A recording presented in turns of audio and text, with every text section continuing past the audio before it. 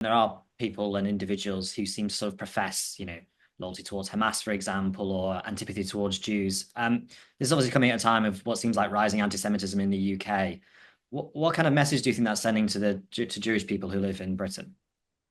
I think it's sending a terrible message. And I know a lot of Jewish friends of mine feel increasingly insecure or uncertain. And I did a talk at a Jewish center just last week in London. And a lot of the people I spoke to said that they just feel they're not packing their bags, they're not ready to leave or anything like that, although I'm sure some are, but they do feel that Britain is not the same as it used to be. And that's a really tragic thing for any of our communities to feel. So the Jewish community already feels under pressure because since 7th of October 2023, we've seen almost weekly marches where not only radical Islamists, but also clueless leftists have gathered on the streets, in some cases to express outright support for Hamas, but at least to express utter derision and hatred for the world's only Jewish nation.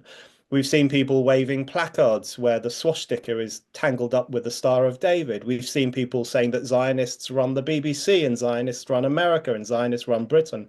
These kind of classic anti-Semitic tropes with a bit of, PC coverage in terms of saying Zionist instead of Jew.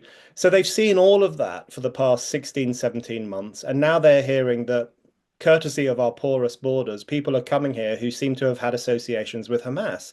That's incredibly threatening, I think, to the Jews of Britain.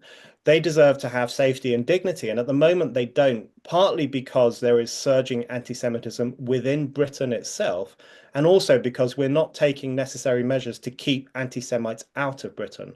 So it's a real mess. And I think if we're serious about our national security and serious about Jewish security, we need to get a handle on both of those things.